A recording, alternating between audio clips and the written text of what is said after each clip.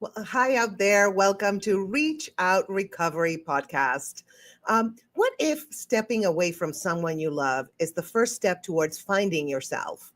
Today, we explore the unexpected clarity, the strength, and the peace that can emerge from choosing silence over struggle.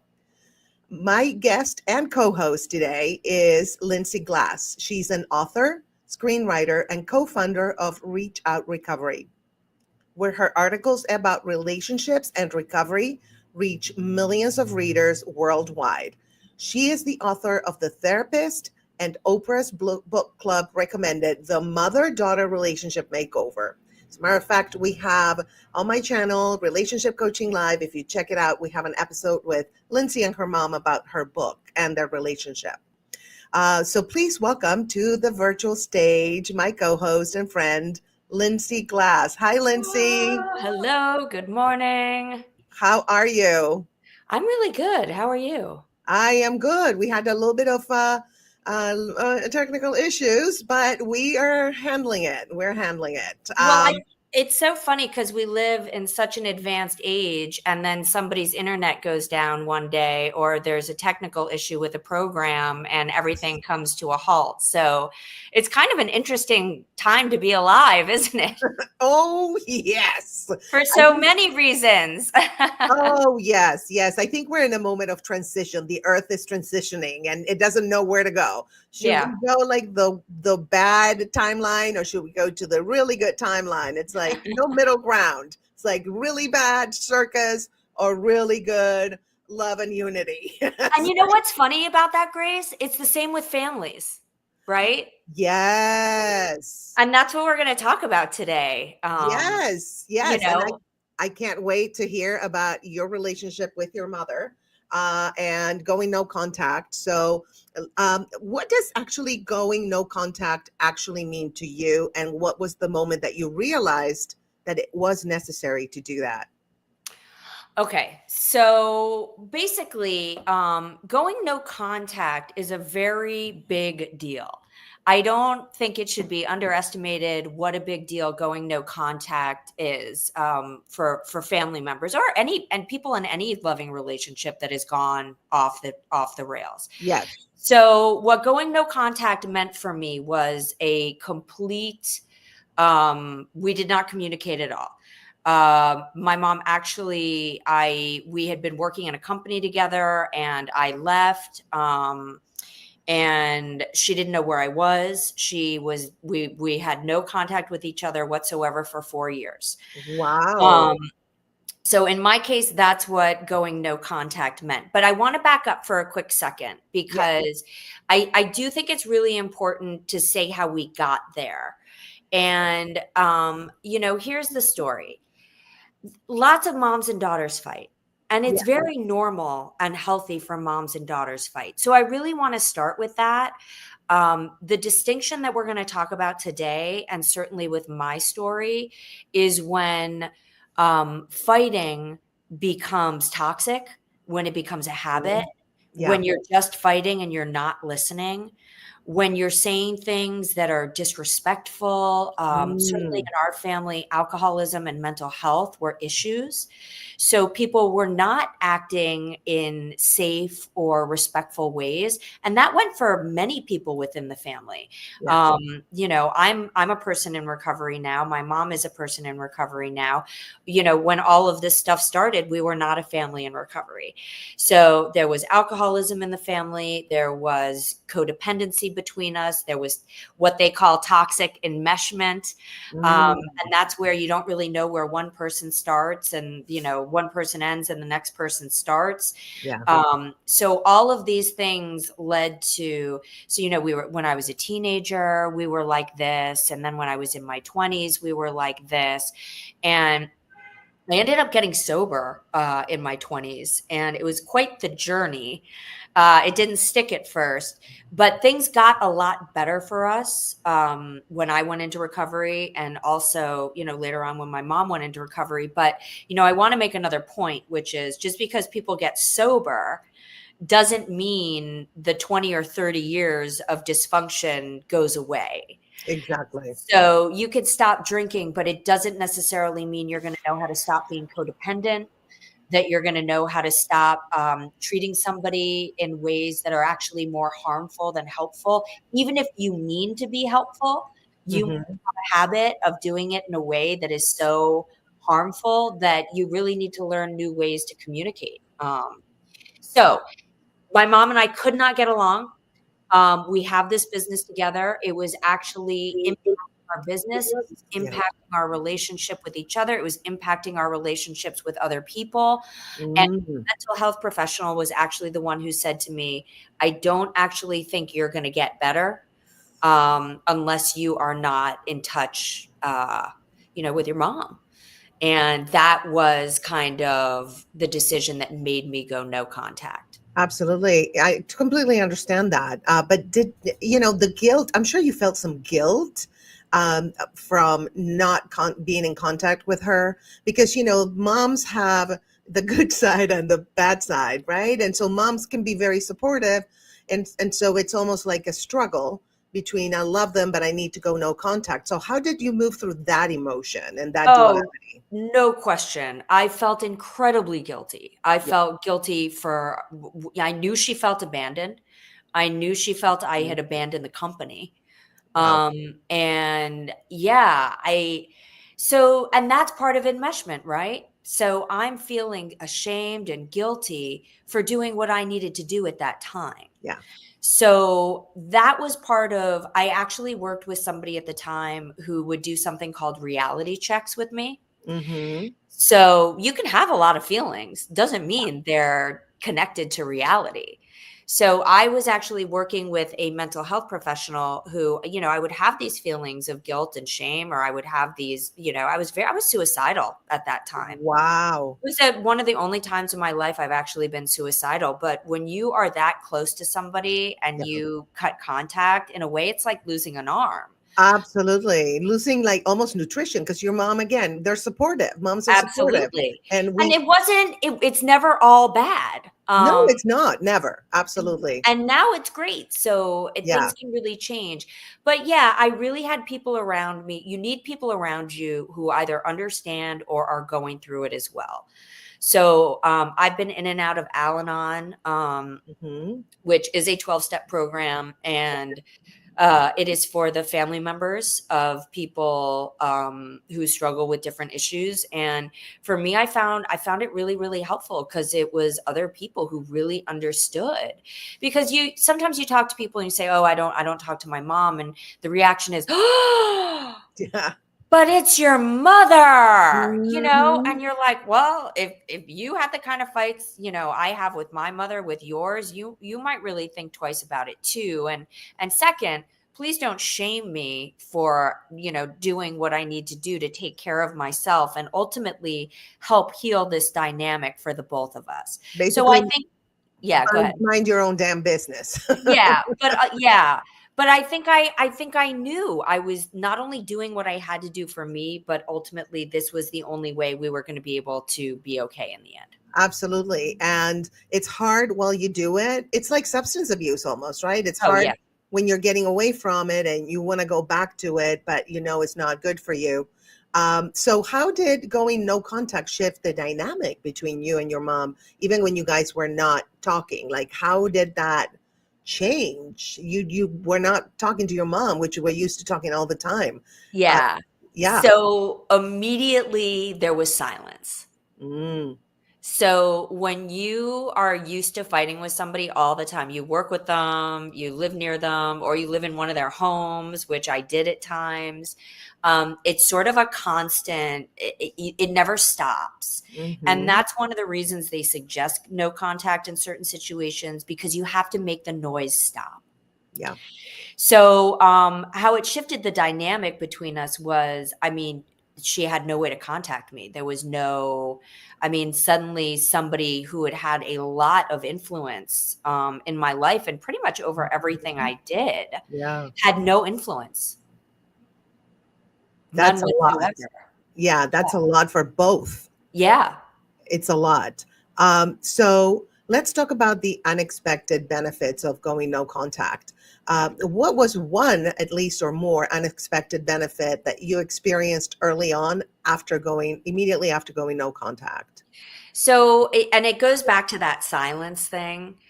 Um, it's very hard and painful and sad to break contact with somebody, even if things aren't going well. It's somebody you love. There's a huge kind of like backlash of feelings when you do something like this. And I think the biggest surprise was, and I left New York and I moved to California, was it really was quiet Ah, and it allowed my nervous system to calm down. oh, So I had been kind of in a state of fight or yeah, what is it? fight or flight. Yes, Yes. for a lifetime. And suddenly I'm an adult and I can really be quiet. I can be calm. Mhm. I started really reconnecting with parts of myself that I hadn't thought about in a very, very long time. Um, and yeah, the biggest surprise was that I felt better. I actually felt immediate relief. Wow. So it's almost like you had some kind of emotional regulation going on. Yeah, and I don't mean to make it sound confusing because I was very sad and I there was a huge emotional, like I definitely felt suicidal at times, but also there was relief. When Right. you get out of a situation, and again, going no contact, it has to be dysfunctional, it has to be toxic, there has to be some abusive stuff going on. Mhm. So when you get away from somebody who hasn't been treating you well, there is just, I remember lying in bed, being in California, and just lying in bed and like I'd lie there with my arms out. And I was also coming off of a spinal surgery that I Oh, had recovered from. And it wow. was like I had removed, and I love my mom. We have worked it out. We wrote a book. She's on her way here. The dog's going to go crazy when she walks through the door. I love it. We're in a great place, but I do this because I know that loving mothers and daughters can become abusive. That, Absolutely. Yes, that familiarity can really lead yeah, to abuse, which is so weird, but it does. good people can do bad things, Oh, yeah, especially when there is alcoholism or mental illness in the picture. 100%. So the woman my mom was as a young mother, when she had, a complicated marriage, difficult children, living in New York City, trying to have a career, trying to help support the Mhm. family, the woman who she was then, drinking, Yeah, going through her mother's death and then her father's death.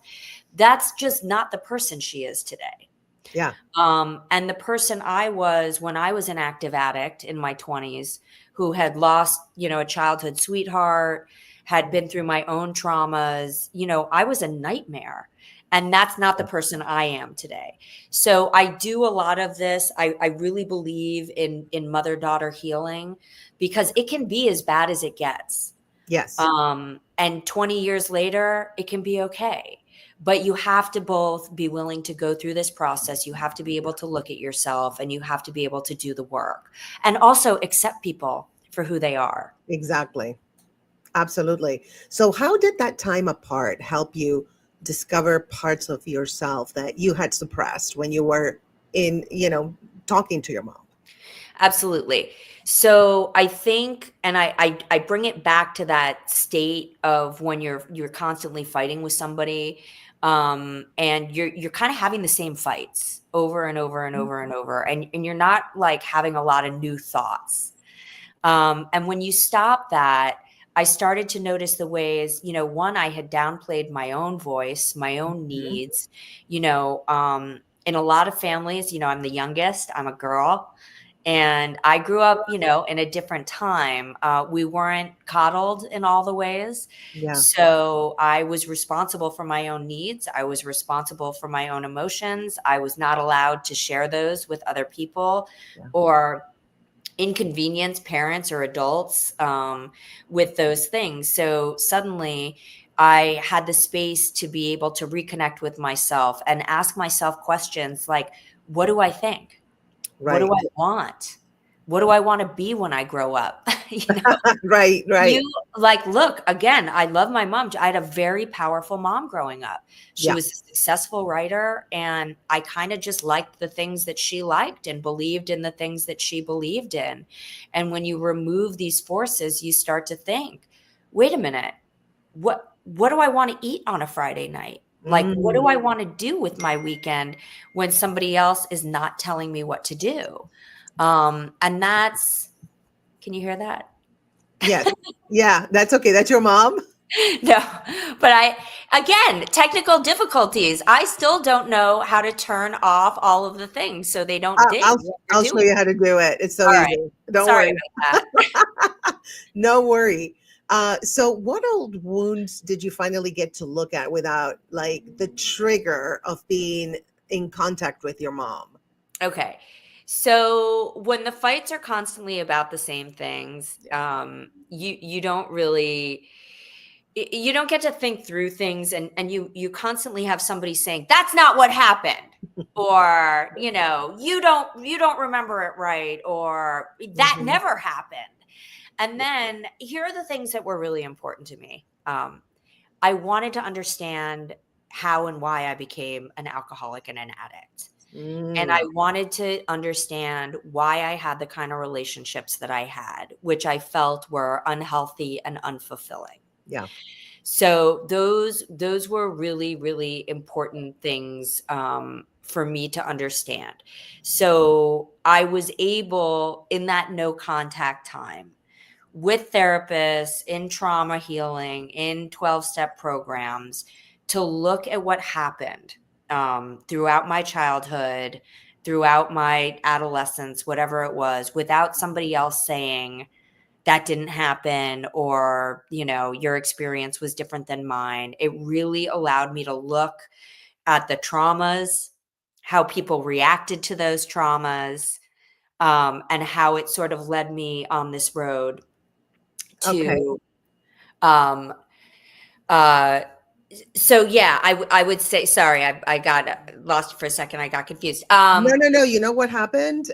We actually, I don't know if people can see this, but again, my internet was spinning and our boxes were spinning, like Oh, the okay. little rectangles that we're in that were spinning. You didn't see that?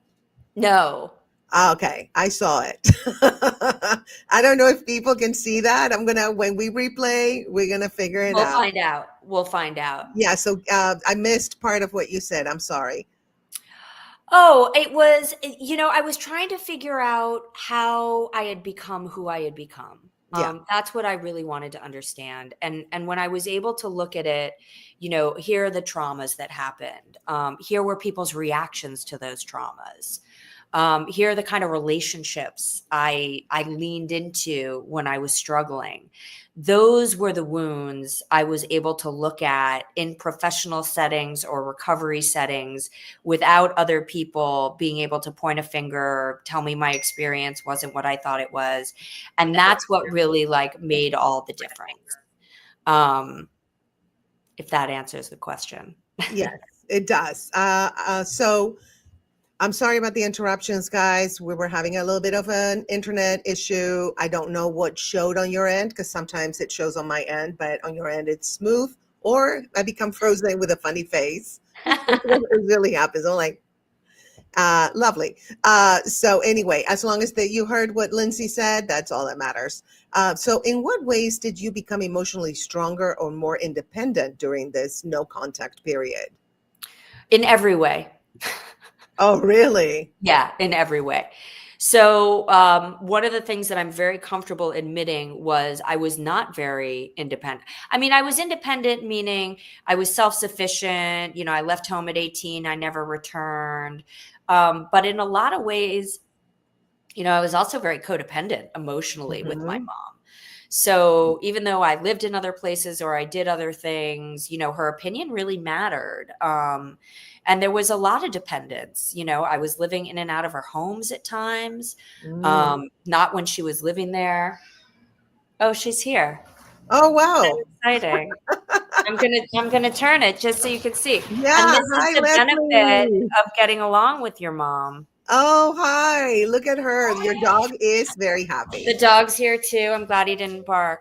But I think it was everything. I had to become financially independent. Yes. There was nobody to call. Like when you blame people for everything that went wrong in your life, and then you can't call them and blame them anymore. Stop. You're That like, is wait a funny. minute.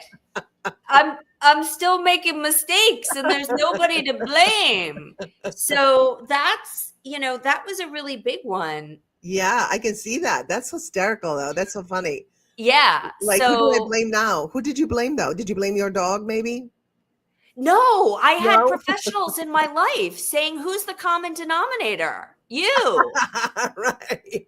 That's, And yeah. that's why I often say, like, the work is really important. The self-awareness is really important. And Yeah. and one of the reasons we wrote the book was, yeah, I've been sponsoring women. I've been working with women for a long time, and 20 years, and mothers and daughters. Yeah. And I can't tell you how many beautiful young women have told me they hate their mom. Ooh. How many moms have told me, their daughters are awful or their daughters hate them or they don't know why their daughters hate them. And let me tell you, there are answers to these questions.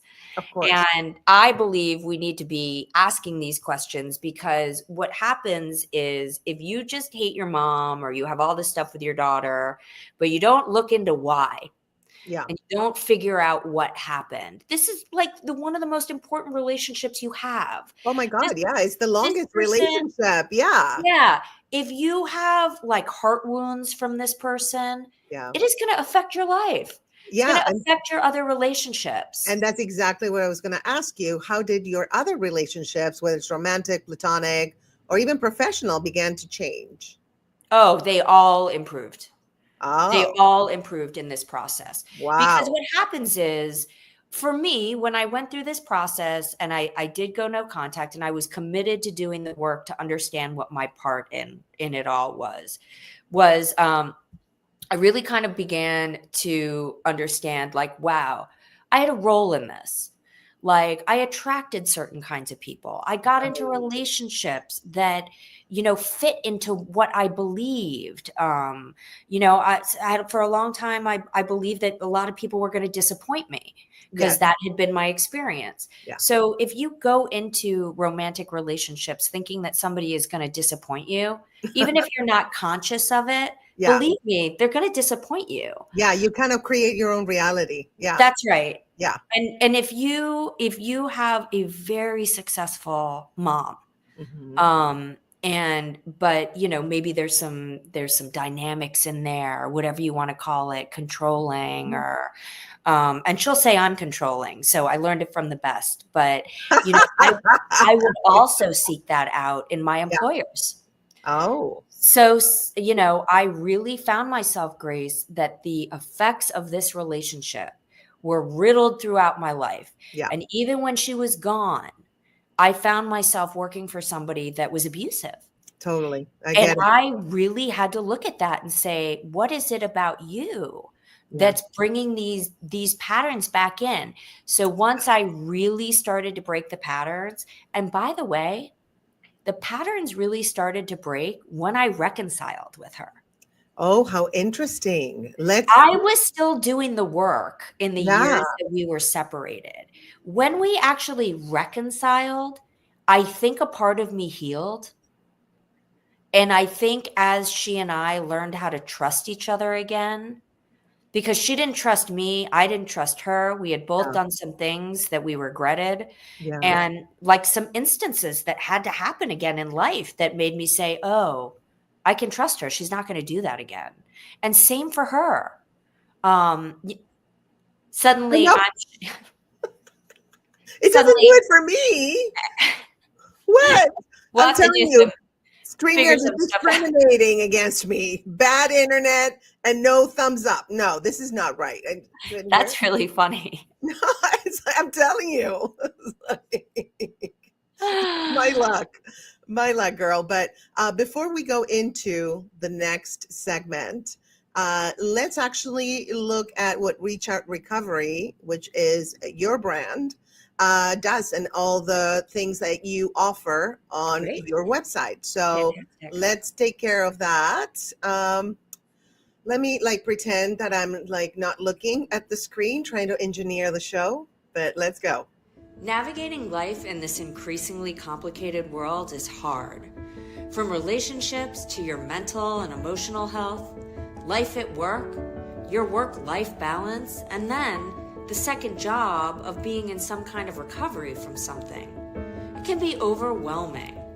We get it, we know it, and we have over 1,600 original articles, infographics, and a line of self-help books dedicated to helping you navigate life. Relationships, recovery, and behavioral health are our specialty. You can find dozens of viral articles on narcissism, codependency, signs of toxic family and friends, relapse prevention, managing depression, and so much more. So check us out at reachoutrecovery.com to support all your wellness needs. Wow, you guys have 1,600 articles? We've been doing it since 2011. Oh, okay, that explains. Yeah. I'm like, wow, I'm way behind. What? No. It's 2011. Wow. Gosh, 14 years. 14 years. That's a long and time. probably on this website for a decade. So we have built different websites over the years, but this website has been around for a decade. So that's why there's so much. And your book is amazing. The mother-daughter makeover, right there. They can get it on your website, right? Yeah. We are now encouraging people to get it on our website, reachoutrecovery.com. Awesome. I love that. All right. So the next segment is going to be about self-healing and boundary building. Oh, fantastic. Yes. So I'm very organized. I like to organize because before I used to freestyle it. And I was like, you know what? I would not watch that. It's kind of all over the place. So what boundaries did you learn to build because of this experience? Well, one of the first things I learned that I really love, and I'd love to share it, is that no is a full sentence. Yes. Hey, preach. Yes. If you are a people pleaser, it is very hard to know, or codependent or enmeshed with somebody, the desire to want to make them happy all the time can be very overwhelming. Yeah. And ultimately learning how to say no both for you and them is a great thing. And I just want to say, and she can hear me, we'll see if she yells at me later about it. But in the years that we weren't speaking, my mom met her boyfriend. Yes. Got a new house. Oh. They live together now. So a lot of things happened in her life. Big development things happened. You would never have let me have oh no, my gosh. Oh no, she's participating. No. She's okay. But I love that. No, she's correcting the information, right? Updating. Exactly. So, but I think sometimes when we think about doing boundaries, there's an idea of I'm only doing this for me, and you're not. Like the other person is going to benefit. They may not like it at first. It may not be what they think they want initially, but it usually is the right thing for all parties. So the boundaries I learned mostly were emotional. Because we have all different kinds of boundaries. There's physical boundaries. I don't want you in my space. I don't want you touching me. That wasn't really a problem. There are financial boundaries.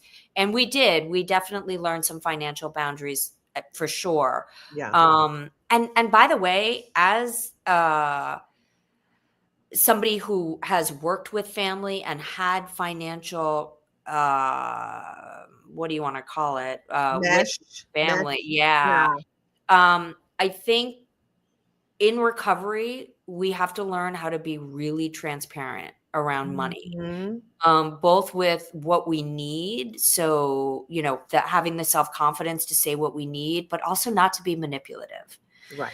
When you work in family businesses, when you're working for a parent, when you're in these situations, it's very easy to go both ways. To be like, oh, I don't need that, I'm okay. Or, to go in the other direction. So But basically, being responsible for your own emotions, Yeah, I think, is the Olympics of recovery. absolutely. Yes. It's It, always about being self-aware, right? Because yes, yeah, people can trigger us, but we allow that trigger to change how we feel or how we act. So, that's exactly right. And if yeah, we're the culprits, really. Triggers. We need to learn how to deal with the triggers, yeah. right? And mom and daughter need to learn with that Girl. learn how to deal with that, because Yeah. if every time you call, somebody's saying, but you, and it's setting off, you're actually getting hot and your blood is boiling, Yep. that's not a safe space, actually. Not at all. So did going no contact teach you anything about like self-worth? 100%. It taught me Okay. everything about self-worth. Nice. Okay. Underneath all of this is a desperate need for mother's approval. Right. And that was kind of one of the things I came to terms with, both in the separation Mhm. and in writing the book. Like, oh, wait, I just really wanted her approval. I wanted her to love me. I wanted her to pay attention to me, no matter how I acted. And I think that, the main thing I learned was I'm okay alone. Yeah. I don't actually think that I thought I was okay alone. I thought being the member of this family was the most important thing about me, being from New York, whatever these myths are that we have about ourselves, and our worth in the world. And then I came out to California, and there was no family in publishing. There was no, extra houses to stay in. There was no, can you see me? Now I can see you. And then that's Okay. me. That ding is me saying we froze. So there was, but so what I was saying though was, when I was alone, there were no extra houses to hang out with. There was no Mhm. family to fall back on. There was nobody to call to do favors for me, and I was okay. Mhm. And when you kind of come out of a situation where a lot of other things I thought were what made me important, and then I Oh, didn't have those things anymore. yes. I I didn't totally have relate to that. access to the money. I didn't have access Hmm. to the apartment. I didn't have access, and people still liked me. I was still able to make friends. I was still able to get into romantic relationships. I was still able to find work.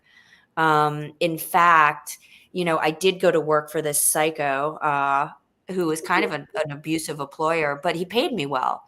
Okay. And that was the first time in a long time that I had my own apartment.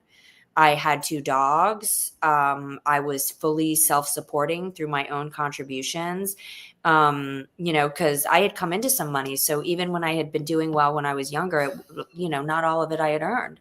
And that was the first time I was in a position where I was completely managing my own life. Mm. So talk about self-worth. Yeah. Nothing will teach you that you're okay until you have nothing and you're okay. Yes, absolutely.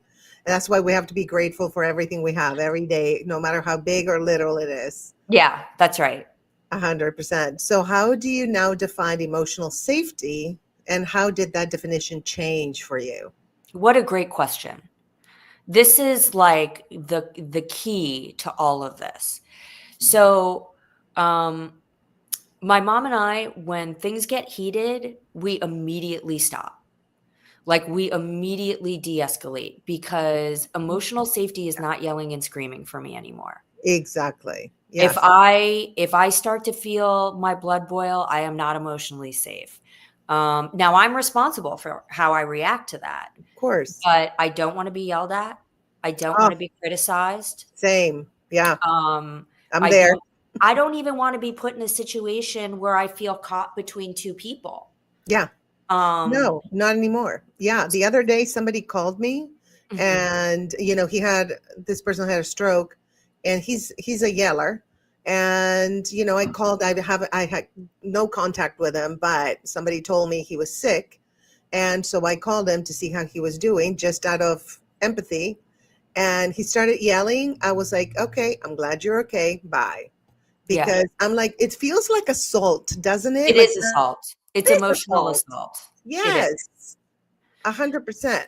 So I define emotional safety as being in a situation with people where you can express how you feel, even if they're not going to like exactly what you're saying, but Sure. they respond in a respectful and safe way. Exactly. So, and I'll say this, I am in a relationship, and, one of the things that works well with us, one of these days we're going to do a show on relationships because I have a Yeah. lot of experience. Oh, same. But one of the things I really do appreciate about him, and he is a person in recovery and he is in therapy. Oh, that's good, because then you guys have that connection. Yeah. Yeah. So I have been in relationships in the past where, whether it's mom, whether it's boyfriend, you're trying to share how you feel and Yeah. somebody's just getting mad at you. Yeah. Why are you Yeah. doing this to me? Why are you so needy? Why, Oh, it's just, and yeah. what I very much appreciate about the person I'm with now is he's able to hear that, these things, and not shy away from whatever it means. We're not always geographically close. So sometimes, I have to say we're not talking enough. We're not, and he's really been good in being able to hear that and respond to it in ways that don't make me feel bad about myself. Oh, that's amazing. So that's That's, emotional safety. I don't want to feel yeah, bad about myself. absolutely. And the fact that you are with a person who deals with emotions and situations that way, in a healthy way, shows how much you've grown. And even with my mom, even when we do, and we don't fight, we don't really raise our voices anymore, but even when we Nice. do for a moment, Yeah. there's an immediate, I'm sorry, this is why that happened. I Yeah. didn't Yeah. sleep well. I'm feeling triggered because of X, Y, and Z. I'm really mad at so and so, and it's coming out Oh, at you. So there's an immediate accountability and explanation yes. The so way it that should be. nobody walks away feeling like a jerk. Oh, it's terrible. Yeah, no, that's not good. And it lingers. That feeling lingers, even if you're trying to get rid. Like when this person yelled at me, I was like, it stayed with me. For And I, days. yeah, it stayed with me.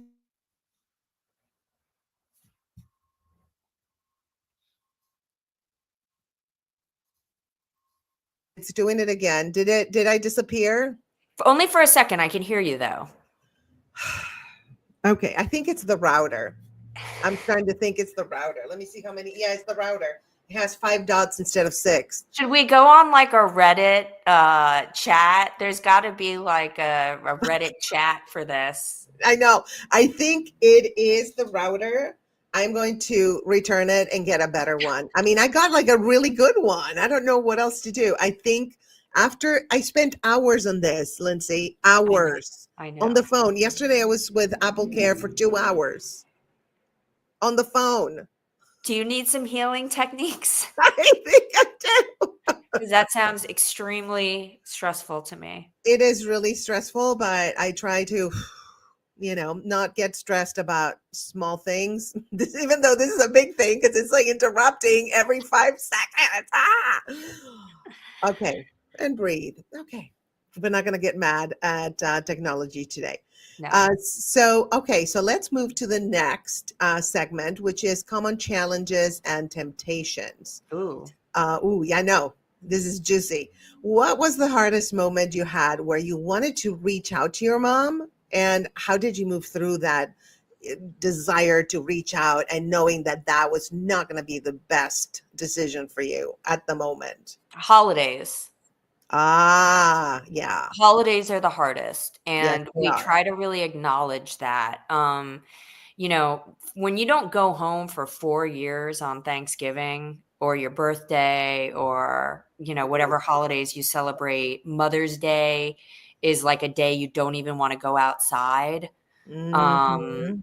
so I think that thinking back on it, I'm sure there were little moments here and there, but that's what I remember being really the toughest times.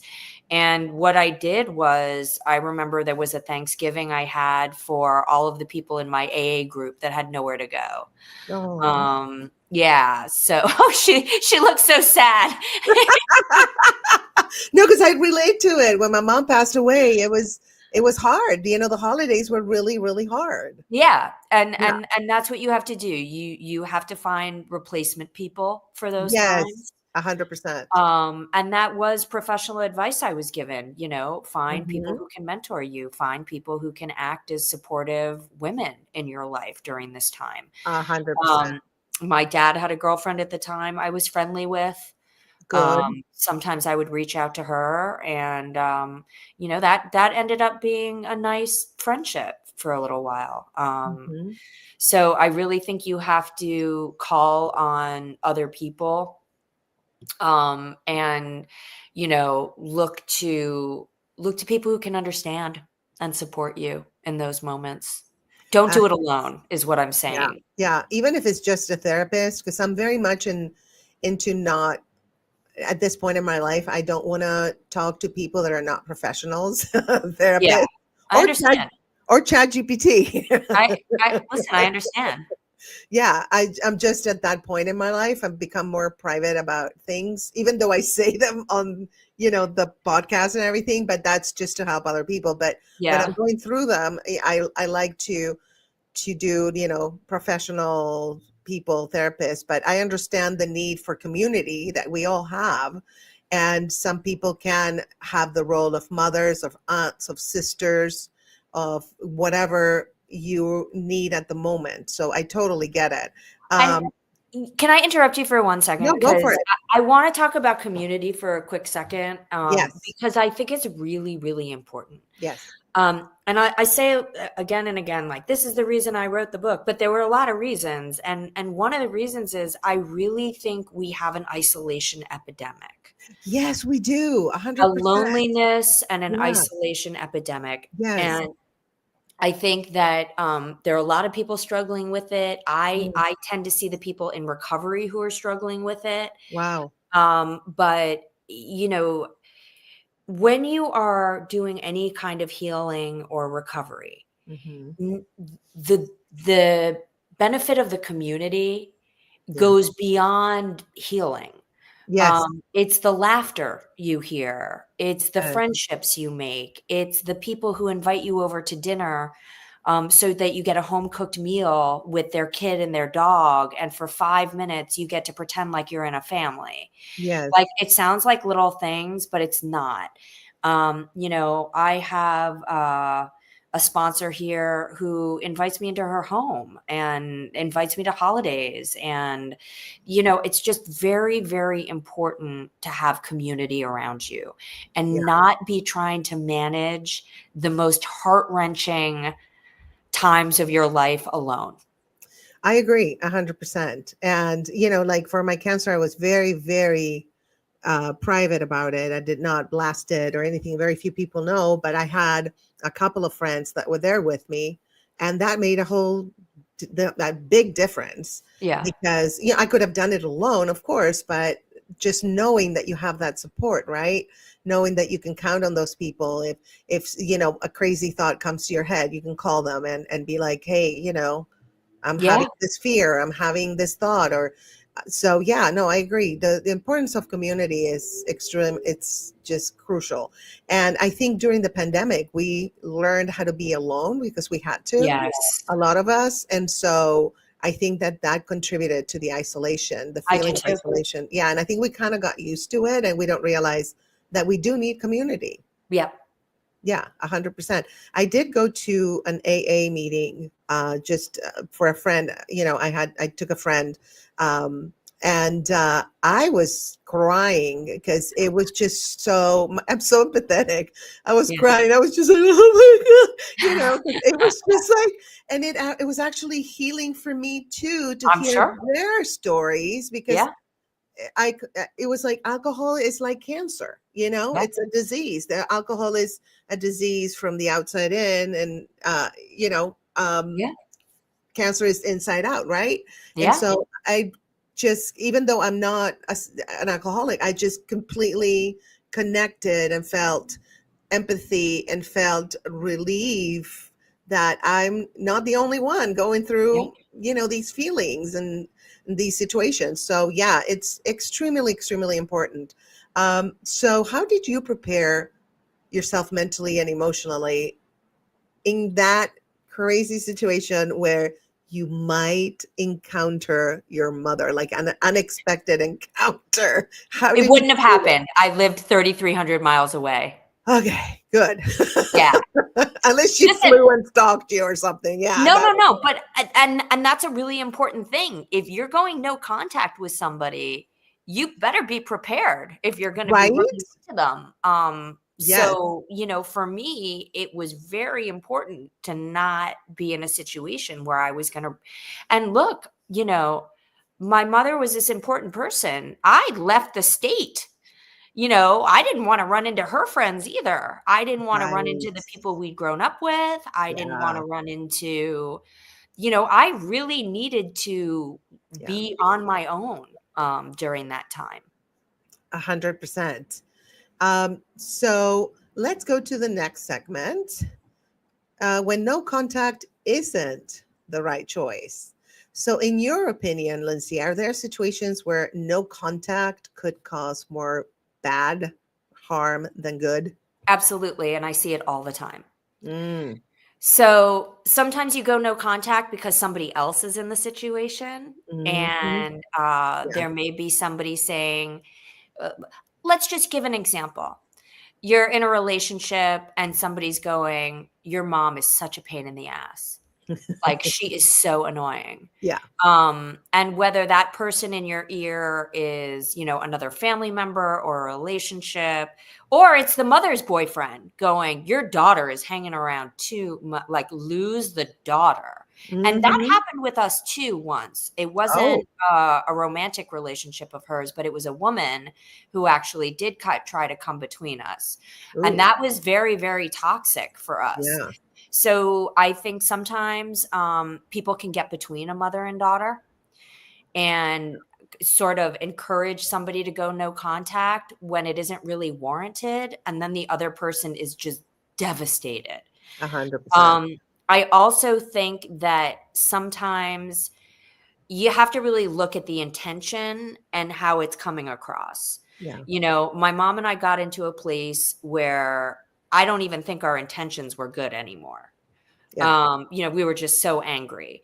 But a lot of mothers and daughters, a lot of daughters get really frustrated because their mothers want things for them or have high hopes or whatever it is. And, the mom necessarily hasn't abused the daughter or done things to harm her. The daughter just finds Mhm. her annoying or doesn't want to do what she wants to do. Yeah. And I'm not saying that people shouldn't feel free to go live their lives and do what they want to do. But I have seen mothers who don't understand why their daughters are not in contact with them. And it leaves a huge hole for them. Absolutely. And I don't think that's fair, to be honest. Even if they're people that have hurt you, I think we have to at least explain or be a text or phone or whatever. I feel like I have to explain, and so it's kind of a form of closure. And I know not everybody needs closure, but I guess I don't know. I think it's good to let the other person know why you're doing this. Absolutely. And part of my accountability and part of my amends to my mom was writing the book and saying, hey, I was a pain in the ass. Like, Of I didn't make this easy. This wasn't easy course. between us. Like, I had a part in this. Absolutely. So, being accountable and saying, being honest, letting people know where you stand. And again, that's a situation in which you're safe or not.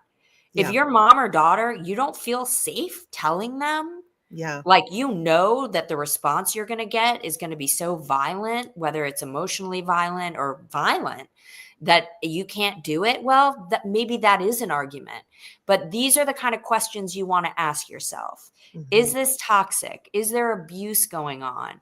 Yeah. Is what I'm doing hurting this person more than helping them? Both with being together and going no contact. Yeah. Absolutely. And how can you know the difference between setting a boundary versus completely cutting somebody off, like cutting off The all hope contact? is, the hope is that if you're in a complicated relationship with somebody and they're driving you crazy about something or another, that you're able to say, "Hey, Grace, I really need to have a boundary about, Mhm. I don't want to talk about swimming."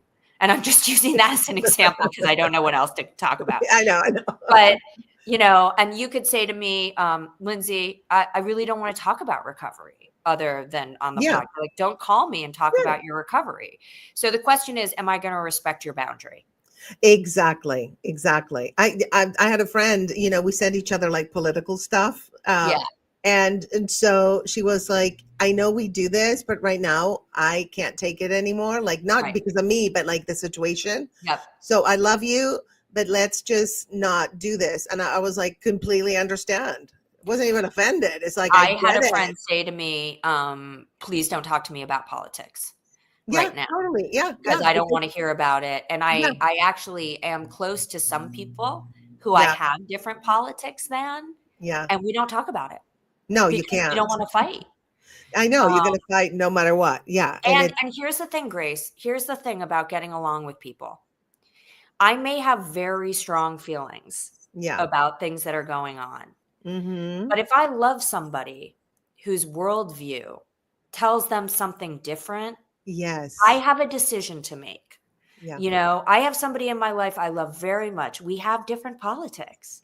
It drives me crazy. I can imagine. Like, all I want to do is, go off, but I don't want to do that. No, it And doesn't lead anywhere. no, Yeah, and part of all of this, whether it's your mother, whether it's somebody you're friends with or a relationship with, can I accept this person for who they are, even though I don't love everything about them? yeah, So that's a big trick to all of this, being able to absolutely. say, okay, well, maybe she's a little bit of a pain in the ass, but I love her so much, and I'm just not going to do the things that trigger her into reacting to things. Yeah. Um, So I think getting back to the original question, I Yes. think you stop contacting somebody when they don't respect your boundaries. But I think you Yeah. start by saying, "Hey, I don't want to fight about this anymore," or "Don't ask me for money anymore," or Yeah, whatever it exactly. is. Exactly. And we have to be strong. I used to have a problem setting boundaries. As a matter of fact, I'm going to do an episode of Relationship Coaching Live. I think Ooh, it's next week about being a people pleaser and how to set boundaries and just ooh, say good no, one. right? Like you said, no is Yeah, a full sentence. yeah, So yeah, it's something that we need to learn how to do, and we can set boundaries with love. We don't have to yell or scream or whatever. Just hey, like my friend did. I love you, but I just can't deal with this at this point, and yeah, totally understood and respected the boundary.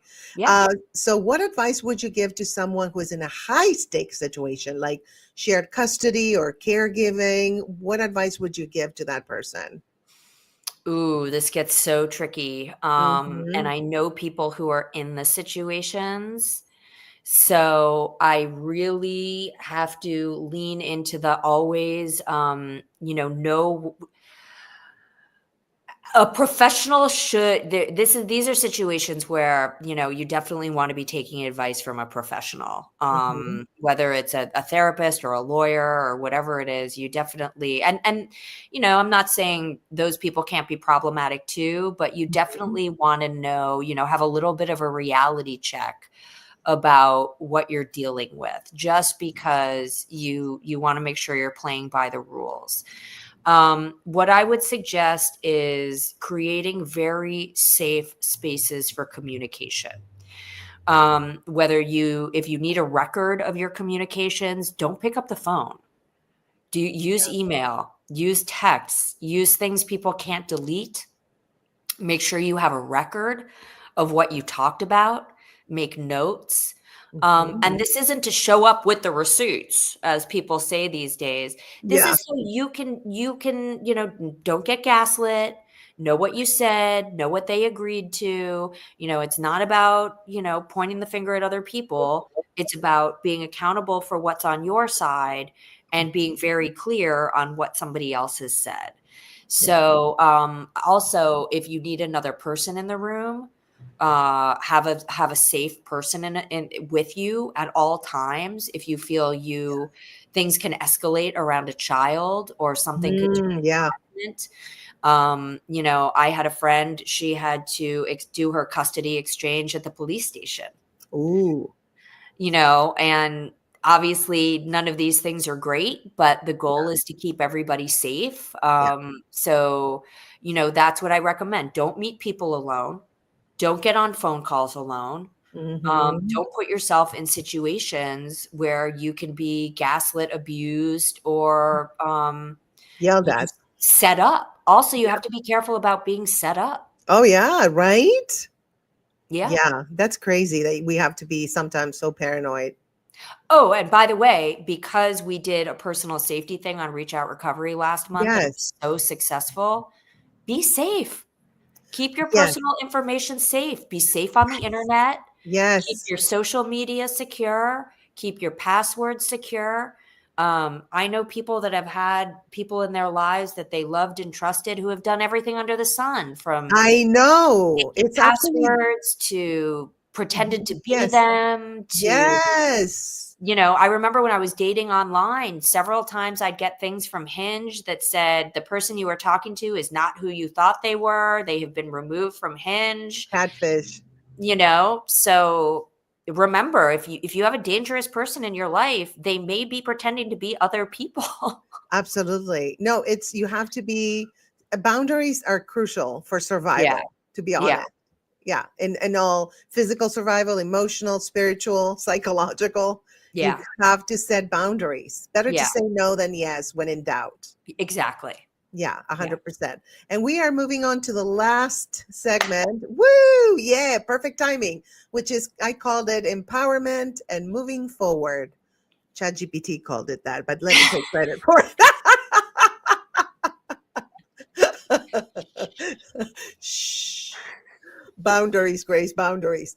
How has your life evolved since going no contact? And what new doors opened that you didn't even expect were going to open? Okay, I'm going to answer them separately. Okay. How has my life evolved since going no contact? Um, wow. I mean, I moved to another state. I made new friends. I joined clubs. I took on new work things. I went to Mhm. therapy. I went to recovery programs. So I would say my life evolved in every way.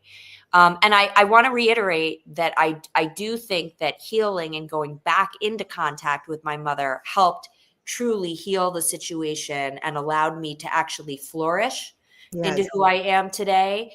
But basically, I do believe that had I not healed this relationship with my mother, I would not really ever have felt whole.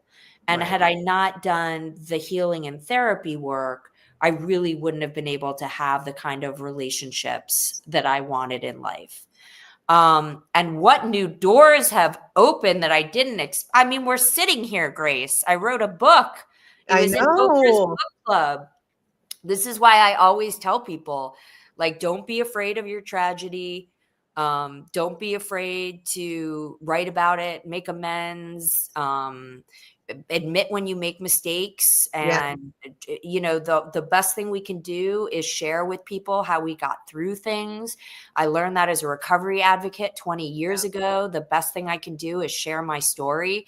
So when we realized there were so many other families struggling, sharing this story was the best thing that we could do. And it has opened so many doors for me, with work, with new organizations to work with, and just being able to be out there in the world. And, I say about my recovery from addiction, I turned my biggest deficit into my biggest asset with Reach Out Ooh, Recovery.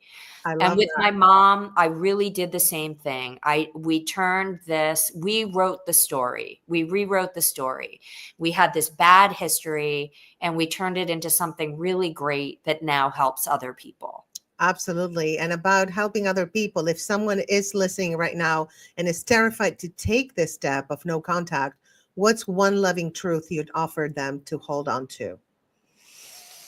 Ooh, God, I wish you would have told me I was going to answer that. One loving truth. Okay. That how things are right now is not how they're always going to be. Mhm. So whether or not you're able to reconcile with mom or daughter, my mom's sitting in my other room over here, but this is 20 years in the making. Wow. I'm a grown up. She's a grandmother. We didn't do this when I was a teenager or in my Right. 20s. Right. So just remember, healing takes time. Be patient, and you do have control of yourself, so you can heal and take care of yourself in the meantime. Absolutely. Thank you so much, Lindsey, for being so open and honest and vulnerable. And, your journey reminds us that choosing distance can be a profound act of self-love. And your story is a testament to the resilience that you found in solitude and the growth that blooms when we prioritize our well-being, which comes from self-love, right? Yep. Uh, Yes. So, guys, if you're navigating the complexities of going no contact, know that you're not alone and that healing often begins with the courage to step away. So, thank you so much, Lindsey, for being the co-host and the guest. That's what we did. Last time it was my turn. This is your turn. And that's how this podcast is going to be. It's just the two of us talking, and we're going to share experiences when it's applicable, and when it's not, we'll just talk about it. And to help other people. This podcast is to help others, and that's the whole spirit of Reach Out Recovery. All right, you guys, thank you for tuning in, and we will see you in about a month, right? Yep. All right. All right. Have a great rest of your days, guys. Whatever you are, if it's night, have a great night. We love you. Thank you so much. Big heart to you.